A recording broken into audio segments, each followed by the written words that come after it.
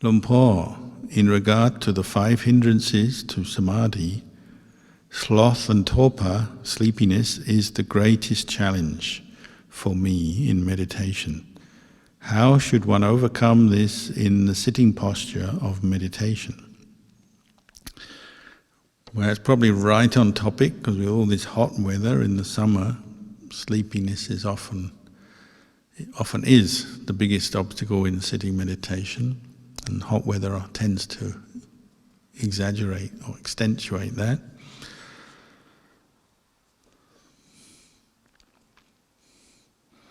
One thing to be aware of is that sloth and torpor isn't only sleepiness. That's probably sleepiness or drowsiness is probably the most common form of that hindrance, but also dullness is a problem. So it's very closely related, but you can be awake but not fully aware.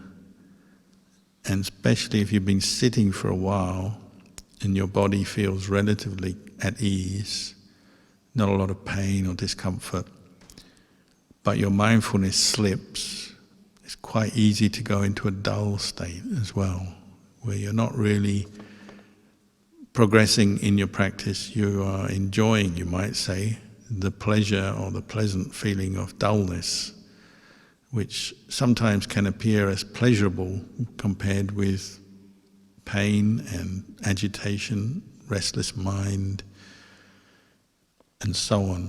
Dullness is sometimes an alternative that the mind just accepts as better than nothing. And people will often go into dullness, just sitting there. They're not asleep, but they're dull.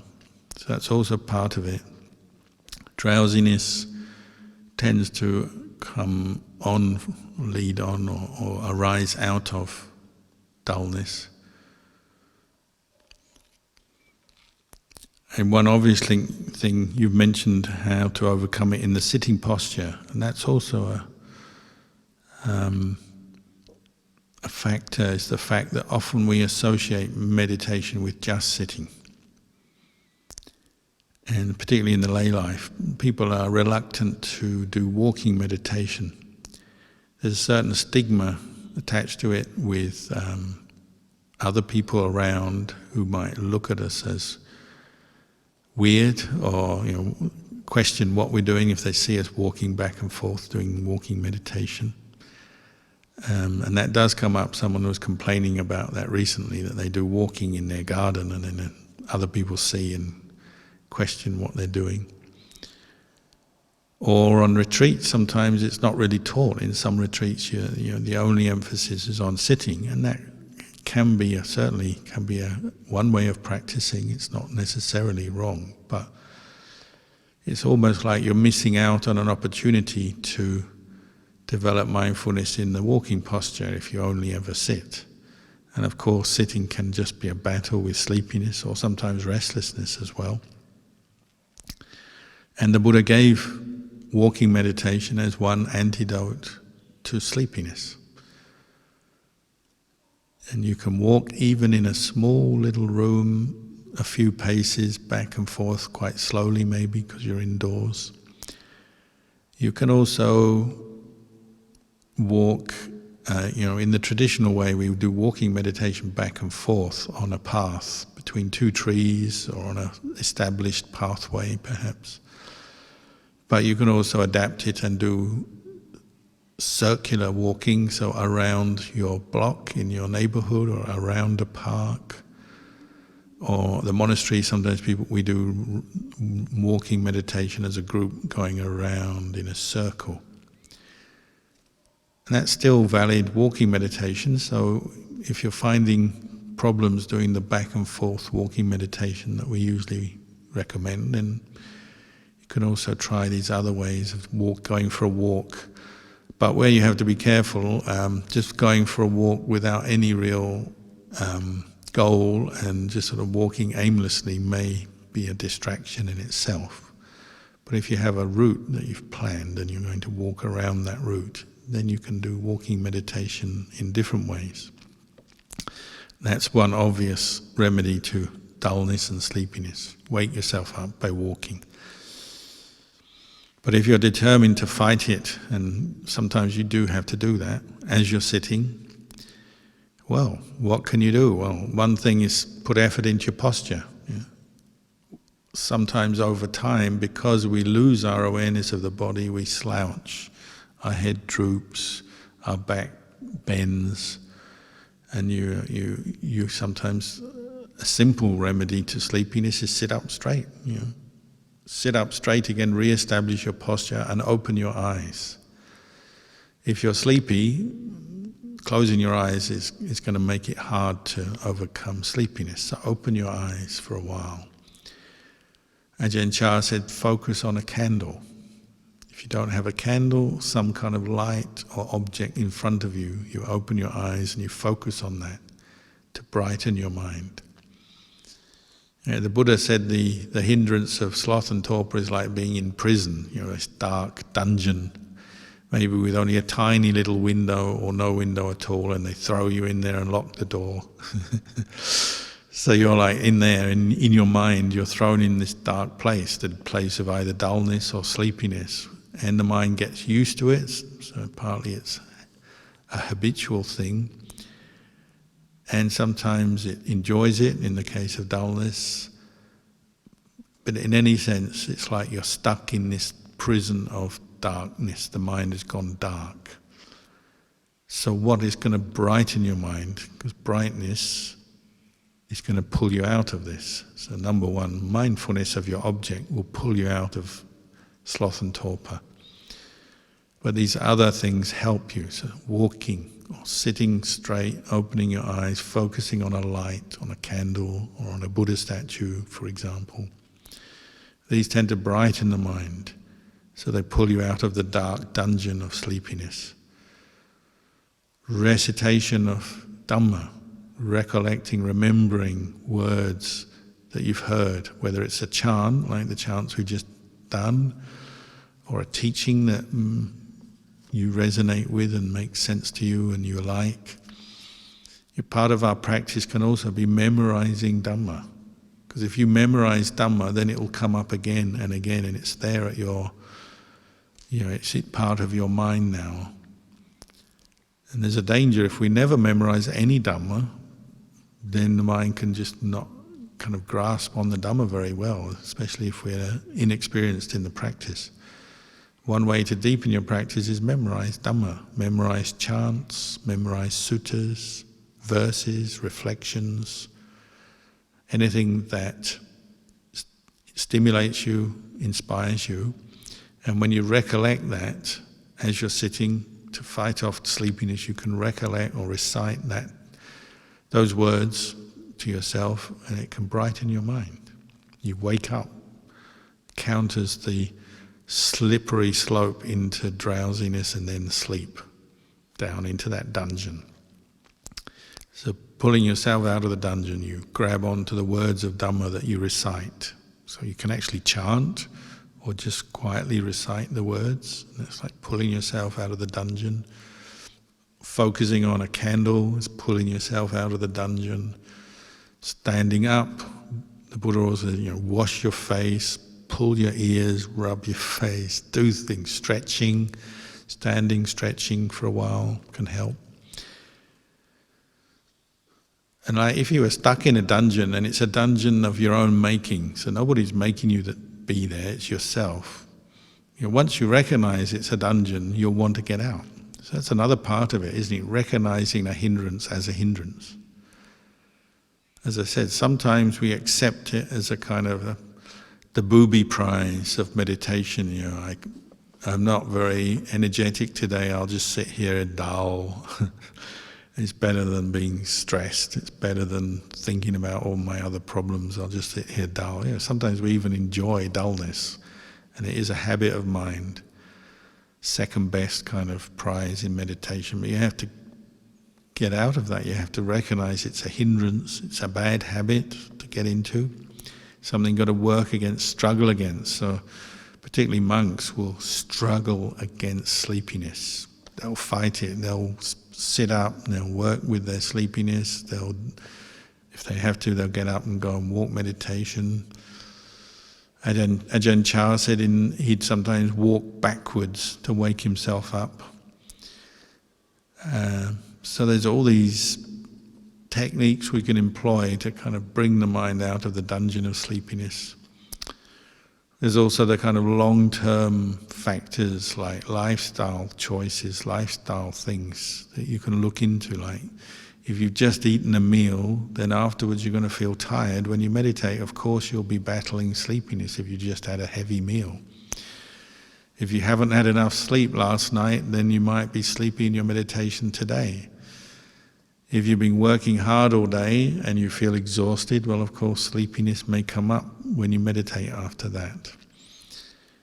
So one part of meditation is also learning the time of day that suits you best. As a human being, your life cycle, your body cycle, your life routine.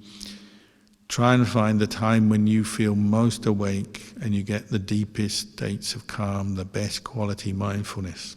And you can learn that through regular practice. So for many people it's first thing in the morning, and that's good. You've had a night's sleep, then you can put effort into your meditation, get through the sleepiness easy because you've already slept. But other people have different times of day, like sometimes mid or late afternoon is a good time. You've eaten in the morning, say, and then late afternoon your stomach begins to empty. You feel energized and meditate well. Some people push through their tiredness, and by about 10 or 11 o'clock at night they find they're brighter again. So that's their time for meditation after they've digested their food. Again, the body is light. So lifestyle aspects also affect sleepiness. The kind of food you eat, how much you eat, how much you've worked physically, how much you've used your mind mentally. The stimulus we're giving our mind can wear it out. So when you meditate, you've got no stimulation other than trying to put attention on your breath. So sleepiness becomes a problem again. And most people have this dynamic where they're in their meditation trying to establish mindfulness, and they're thinking a lot, and they're battling with their thoughts, thinking about their work, their relationships, what they're going to do in the future. And they think and think and think and then wear themselves out thinking, and then they fall asleep. And you can almost predict it sometimes. Someone is just thinking, they got their problems, their worries, thinking, and then, fall asleep. So you get to know the habits of your mind as you practice mindfulness. You get to know the symptoms of sloth and torpor. How your mind starts to pull away from the body and go into the dream state before you fall asleep. That can be the cue for increased effort to avoid falling asleep. You know you're becoming dreamy, you're losing awareness of your mindfulness object, so you quickly do something to pull you out of the dream state and away from sleepiness. So you may open your eyes at that moment, or take deep breaths, or stand up, or something. If you practice, then you'll get better at catching drowsiness before it takes hold of the mind. So it's like the guy outside the prison, and the prison guards are coming, they're going to pull you into the dungeon now. But if you can see them before they get to you, maybe you can run away. So be aware of the kind of onset of sleepiness, and that's often a time you can overcome it, escape from it. Another question: how do we prepare for death? Well, the Buddha said, recollect death constantly. That in itself may also help you deal with sleepiness.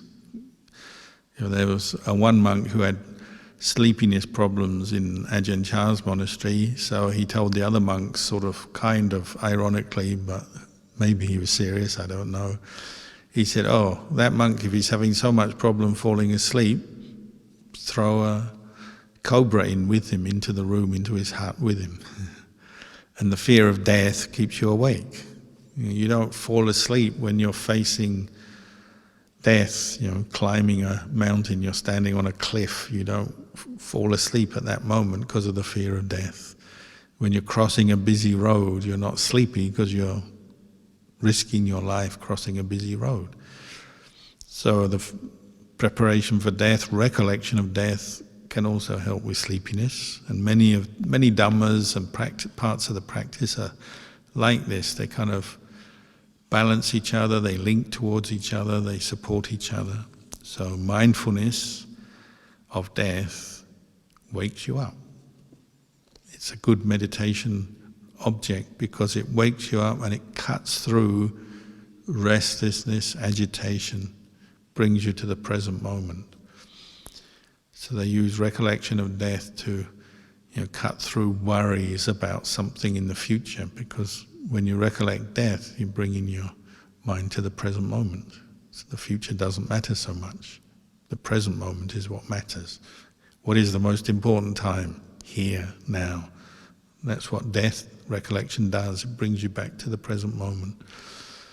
So how do you prepare for death? Well, if you're recollecting death from moment to moment, then you are preparing for death, because you're saying, if I was to die right now, what does that mean for me? You may bring up a few thoughts first. There's the material side of things. Oh, did I write my will? Did I clean my room up? Oh, I'm going to die. What are they going to think when they find all my dirty washing? There may be all kinds of practical, material questions that preparation for death brings up. Then there's the unfinished business of relationships. How do you prepare for death? Well, forgive everybody. Do you want to carry anger, ill will and grudges to the grave? No. So forgive everybody today, right now. Practice that. That's what we're doing in our practice. We're cutting off kilesas. We're allowing kilesas, mental defilements rooted in greed, anger, delusion. We're allowing them to die. And what's left is the purer mind, mindfulness, wisdom, compassion. All the good qualities are left if you let go of the bad ones. So Ajahn Chah used to say, let the kilesas die. So that's one reflection, isn't it? How do you prepare for death? Well, you're letting your kilesas die right now, so that if you were to die tonight, this is your last night, your mind is free from ill will, you've cleared up your grudges, you've forgiven everyone, you've apologized to those you need to apologize to, you've forgiven those you need to forgive, so there's nothing left. You're not harboring any anger or ill will in your heart that you're taking into your next life if you were to die right now. So you're developing, the awareness and the wisdom to counter delusions, wrong thoughts, wrong thinking, wrong views all the time, because you're recollecting death, you're recollecting the impermanence of every moment. So one of the things people carry to the grave, someone was telling me today, their elderly relative died with so much anger, it was really distressing seeing it, watching it, because this person unfortunately was full of anger when they died. It's distressing to see, and it's like a lifetime accumulated anger that hasn't been resolved yet. So don't wait till the last moment of your life, assuming it's some point in the distance. It could be tonight, we don't know. So don't wait. Forgive them all right here, right now. Don't leave anger to blemish or darken your heart. Let it go today. Forgive, let go, move on. Let them sort out their lives, and you're sorting out your life ready for death with a mind free from anger by doing this. Bring up the mindfulness. If you live for 100 years or you live one more day, it doesn't matter. You're ready for everything because you're clearing up your mind as you go. Letting go of anger, letting go of greed. What more do you need to be happy in your life? You prepare for death by letting go of everything, so you don't need anything more. Because when you die, you don't take anything with you. So you don't need any more material things, really. You just need enough food to get through the next day. You just need a bit of shelter, somewhere to stay tonight, a bed. You've got the Dhamma, you've got your good karma, you've got your family, friends, whoever you've got. You don't need a lot more. Because when you die, you don't take it with you. Whatever you own when you die, you return, don't you? You give the key back to the house, key back to the key of the car, you give that back. The bank book, you give that back. There's a lot of fun as well. You give up the debts. You don't have your debts. So clear your debts before you die. So they're not preying on your mind as you die. Who's going to pay off my debt? I didn't pay off that mortgage or that loan I took. Pay it off now. Get rid of it so you're ready to die with a clear conscience. We have many kinds of debts, don't we? Angry debts, the debt of anger. You're angry with someone, you've got a grudge. Desire for things that you haven't got, that's a debt. Actual money debts, loans and things that you've built up, that's a debt. Pay it off, sell the stuff, get rid of it. Your aim is to bring your mind to a place of present moment awareness, focused on the Buddha, the Dhamma, the Sangha, letting go of attachment, compassion for yourself and others, mindfulness, seeing all things are impermanent and should be let go of, with no doubt, no question, no argument, let it go, then your mind is free. Because when you die, what happens? Your mind is looking for something to latch onto as it dies. So if you're latching onto all your bad memories of anger, well, that's what you'll go with. It's like getting into a car full of anger. Off you go into your next life. That's what your consciousness is grasping in the end, if that's your karma, if that's what you've built up through your life, or all your money and possessions, that's what it will grasp on. People, certain people, maybe you're grasping onto them, you can't bear to leave them, can't accept the impermanence of life. Places, ideas, all kinds of things the mind is looking to grasp onto through life and then at the end of life too. So if you practice establishing mindfulness and letting go now, you're preparing in the best way for what's to come next. And you don't know when you will die. So it doesn't matter, does it? If you die tonight or next year or in 100 years, you just let go. Practice that over and over again till you get really good at it. Then when you die, you have no regrets, you're not dwelling in the past, you've got no mental baggage, you're peaceful, you have kindness for other beings, compassion, you're at ease, content.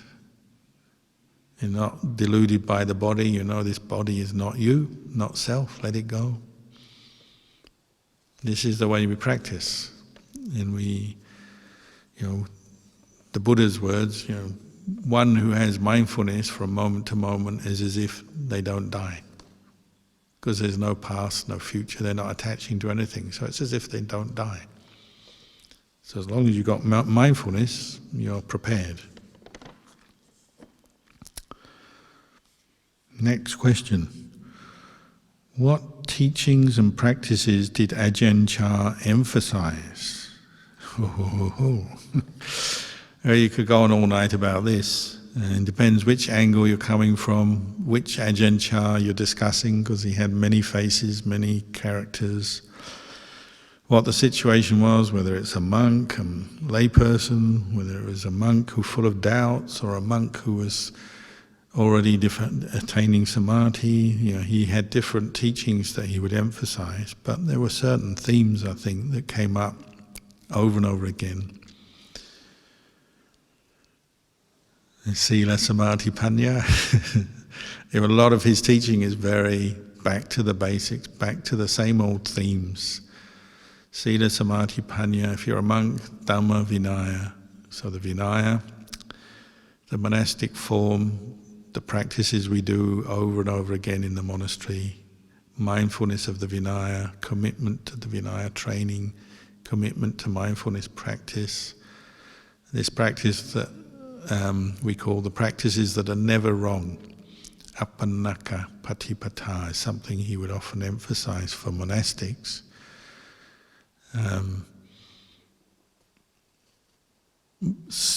Indriya samvara, which is like sense restraint, Mindfulness as you contact the world through your senses. So as you see, bring up mindfulness. As you hear, bring up mindfulness.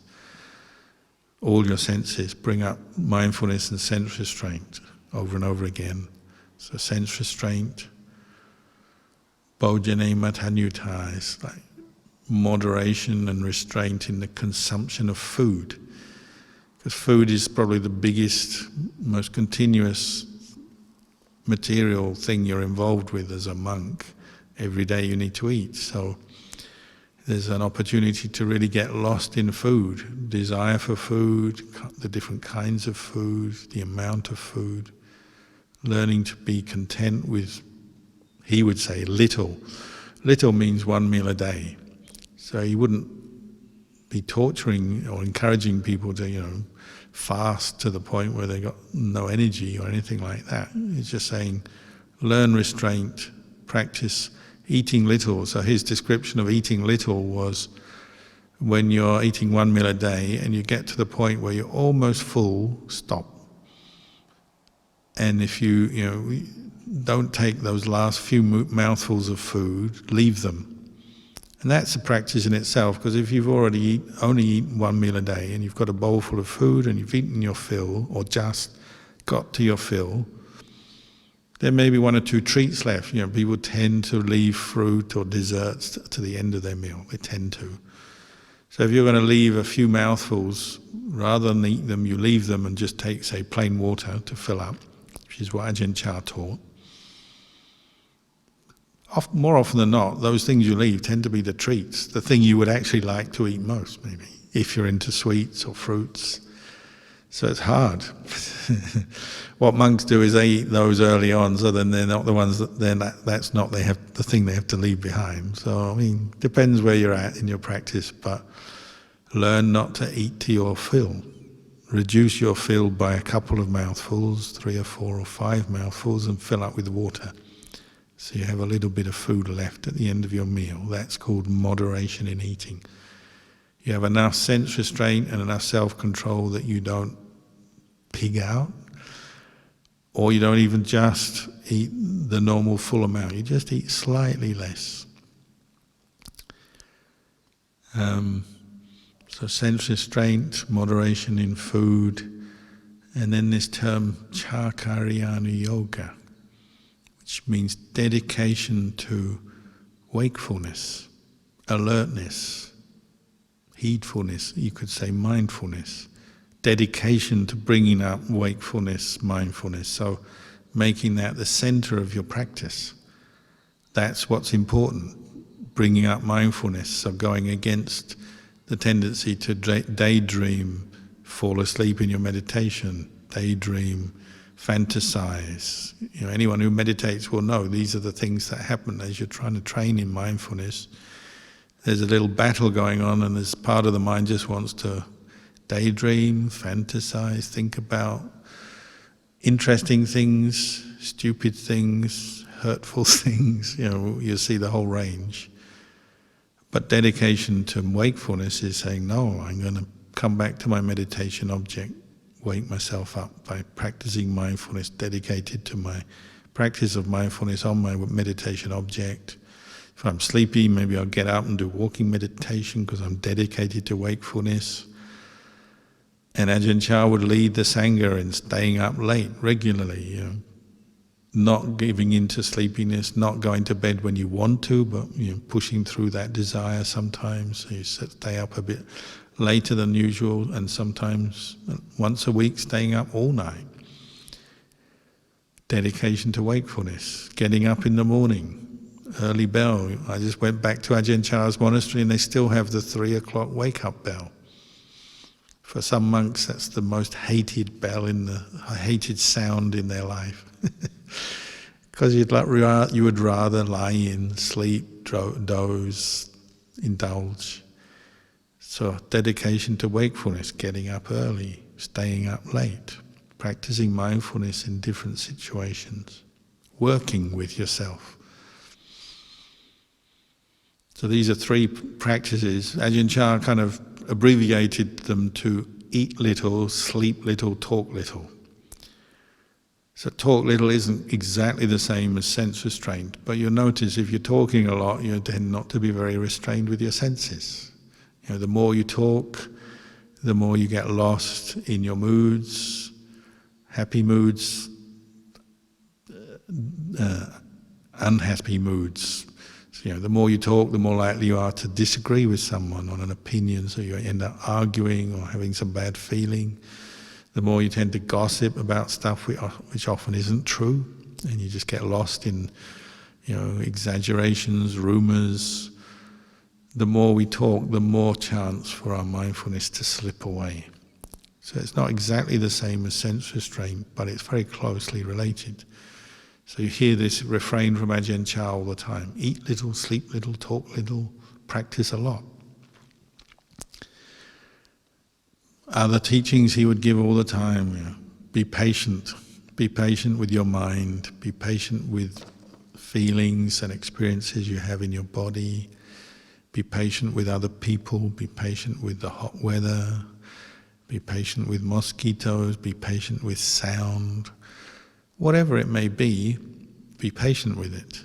Learn to be patient and to endure through things that are difficult to endure, because that becomes a strength in your practice. So patient endurance, eat little, sleep little, talk little.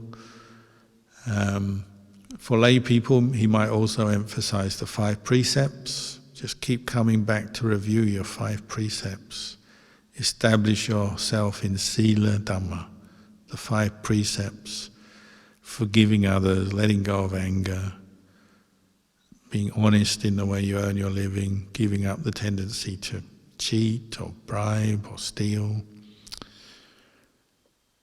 practicing contentment with the situation you have in your life, to learn to be content with what you can find, the level of income you can attain, your partner, your family, your relatives and friends, to learn contentment within your life situations so that you're not always getting angry and stressed about these things. Then you can meditate even as a layperson. If you're always discontent, your income is never enough, your house is never good enough, your partner is never good enough, your children are never good enough, that never good enough is just a constant source of suffering. It's discontent, and it will make meditation and progress in the Dhamma harder. So find contentment in your life. So, there's so many themes that he did emphasize over and over again, because he was teaching all the time. But these are just a few of them to get you going, get you started. Another question. Greetings from Penang, Malaysia. 1. The 5 aggregates are the source of our suffering, and we do not own them. In order for one to truly realize that they do not belong to us, is achieving at least to the level of Kanika Samadhi, one able to experience the truth. Well, one thing just to clarify, the 5 aggregates, the Buddha said, are just the 5 aggregates. They're the source of our suffering because we cling to them. So the clinging is the source of the suffering rather than the 5 aggregates. What the 5 aggregates become because of ignorance, lack of mindfulness, lack of understanding, they become the upadana khandha, the 5 khandhas of clinging, the 5 aggregates or groups of experience that we cling to. Clinging, grasping, attaching, we use different words, but they're referring to this state of mind that identifies, clings to, holds on to, like you say, with a sense of self. We have this sense of ownership of the 5 khandhas. For one who is gaining insight into them as impermanent, unsatisfactory and not self, that's eroding away the sense of ownership and clinging. They may come to a point where the khandhas remain just khandhas, and what's gone is the upadana part. Where does upadana come from? It comes from tanha, craving. grasping, wanting. If we've seen through craving, wanting, grasping as the cause of suffering, then we'll abandon that. If we abandon craving, then upadana is undermined and will start to fade out as well from our experience. Where does craving come from? Well, it arises when we experience Vedana khandha and Sanya khandha. These arise. Where do these arise from? They arise from sense contact, phassa. Where does sense contact come from? Some consciousness and having eyes, ears, nose, tongue, so the body. So they're all linked. These khandhas are linked, of course, and that's part of our experience as an unenlightened person. We see the khandhas, the body, the mind, consciousness, sense consciousness, and then feelings and perceptions all as one big group stuck together. Me, mine, myself. And most of the time, most people don't question that, don't investigate that. They're too busy with life. Fair enough, it's hard being an unenlightened person in the world, but we suffer because of it. So if you're fortunate enough to have heard the Dhamma or just attended morning chanting, you'll hear this and you start to reflect. These khandhas are the basis for clinging. What does that mean? Clinging, what is that? It means when feelings arise, pleasant feelings, you want them, you like them, you cling to them, you identify with them, but then that conditions suffering, because when the pleasant feeling disappears, you don't like it. You want it back again, or you want to hold on to it longer, deeper, better than before, more than before. But for someone who's developing the path, they're training the mind to go in a different way. So as feeling arises, sense contact feeling arises, they interrupt this dependent origination, the causal process, they interrupt it with mindfulness. Mindfulness arises, and on the back of mindfulness, wisdom, insight can arise. So it's like a fire engine or a police car or something. It arrives just in the nick of time at the emergency spot, which is feeling arising. Mindfulness shoots in there and says, hold on, let's just stay calm, stay cool. Let's just be aware of what's going on here rather than rushing into some kind of wanting or not wanting, craving, disliking, liking. Let's just know it. See what's happened. If a paramedic arrives at the accident scene, they have to assess first before they can do anything. The policeman arrives at the emergency scene, they have to assess and check what's going on before they can make a decision. They may have to do a decision quickly, but they still have to assess. So mindfulness is like that. It rushes in, okay, we've established mindfulness, we're not falling asleep, we're not caught into all those fantasies, we're right here, so this is why we need present moment awareness. Feeling has arisen, a pleasant feeling. And then we start to see a craving forming. I like this, I want more of this. Craving is hardening into upadana, clinging. Mindfulness and then wise investigation at that point, developing wisdom, insight, right reflection, wise reflection, exposes what's going on, because mindfulness keeps your mind calm enough, cool enough at that moment to say, hey, look, you're falling into craving here. I'm slowing it down, I'm putting it all into slow motion here, and that's what words do. They're not, craving is instant. But you need to start somewhere, so you get the structure and the plan and the teachings first, and then you have to practice. But mindfulness, sometimes it's like putting your own experience into slow motion. It's like, oh, yeah, I can see one thing leading to another, I can see how I fall into anger, ill will, aversion. I can see I'm falling into lust, craving, desire, wanting. It starts to show you these things, and at first it seems hopeless. It's just such a habit and such a torrent of mental proliferation. You feel hopeless. But as mindfulness improves, then you get hope from that, and insight and wisdom starts to arise, and you say, okay, this can be changed. Craving can be abandoned. It can be interrupted, paused, stopped, deferred, delayed, and ultimately abandoned. when you can establish mindfulness a little bit for a while, they call that Khanika Samadhi, momentary concentration. So that's when you get a little bit of sense of detached awareness arising, a little bit of the pleasant feeling of piti, sukha, a little bit of stepping back from the experience so you can see it clearer, so that you can contemplate it properly and establish right view. This is not self. This is just craving, attachment arising based on sense contact. Sense contact is just sense contact. Feeling is just feeling. Craving is just craving. I'm going to let it go because it's the cause of suffering. So a temporary amount of that is what we call Khanika Samadhi, momentary Samadhi. And it's good. The mind gathers together. Temporarily the hindrances are abandoned. It's just it doesn't last very long. So we have to build up our practice of mindfulness and deepen our practice of samadhi.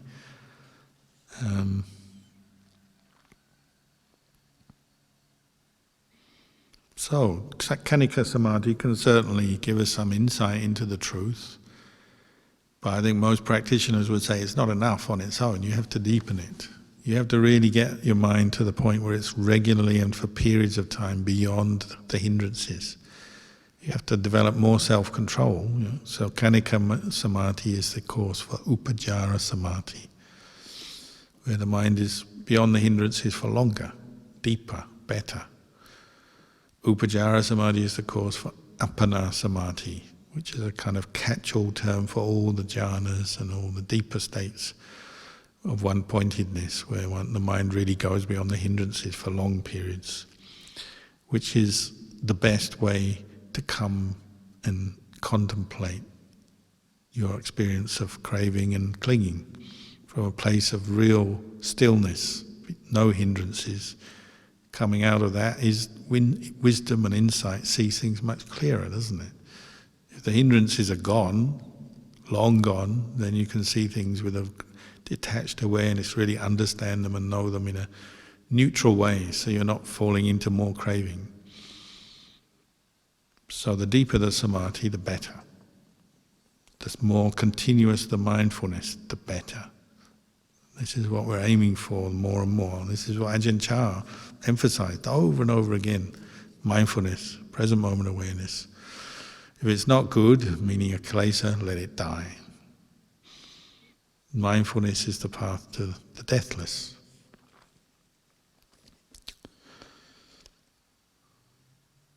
The second question, one of the three fetters that a first path and fruition individual has to abandon is self-identity view. Is achieving the meditative state of jhana required to realize this condition?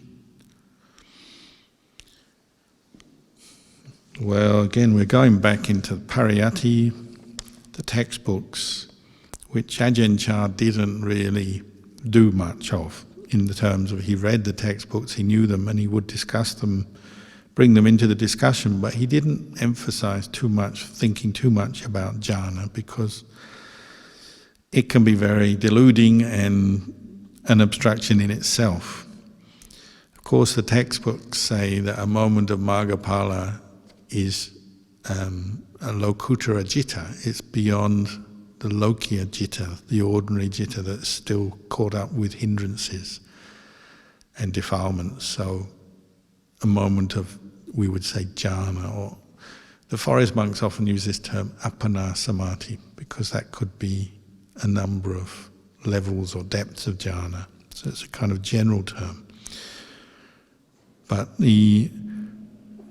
to abandon the three fetters has to be a moment of Lokuttara Citta, and probably it's been many moments preceding that of practicing, attaining Lokuttara Citta, so you can look back on Lokiya Citta, so the mind that is transcending the world is seeing the mind that is stuck in the world, and seeing that the mind that transcends the world and experiencing that and knowing it's better, it's peaceful, it's still, it's happy, it's beyond attachment.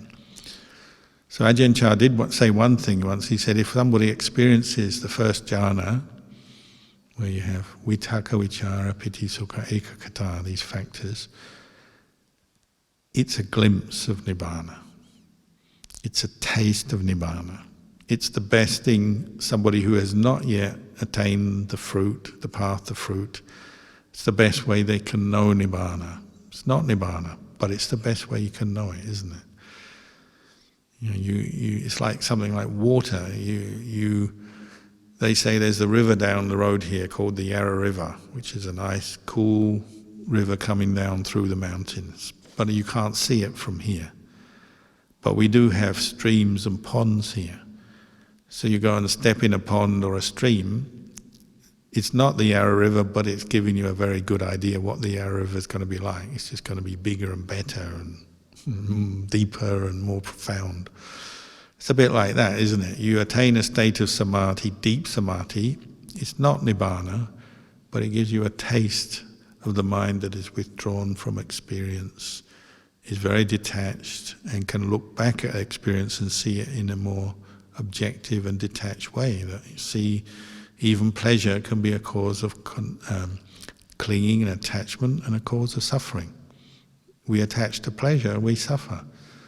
Pain, everyone knows pain is suffering, but the mind that doesn't attach to pleasure or pain, we miss. We don't experience it, but that mind of mindfulness in the middle of experience, coming out of samadhi, is a very powerful tool for exposing and revealing the way things are. So we do sometimes talk about states of jhana, states of samadhi, but samadhi itself is a tool. It's part of the Eightfold Path, and all these factors work together. So samadhi, to be right samadhi, samma samadhi, also needs samma ditthi, right view.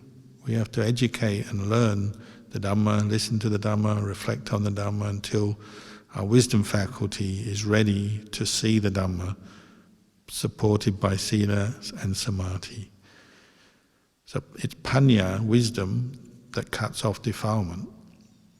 Through getting weary of defilement and following it and suffering with it, the mind of wisdom is ready to relinquish kilesa, self-view, self-identity view, and all the other defilements. It's ready to. Samadhi is what sets it up to do that, but it's not able to do it alone.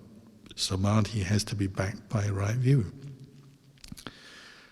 So in the end, sila, samadhi, panya, Ajahn Chah said, they're like a wheel, a circle. And if one slice of the circle or one section is missing, the whole circle is not yet complete. It can't do the job. So we need everything together.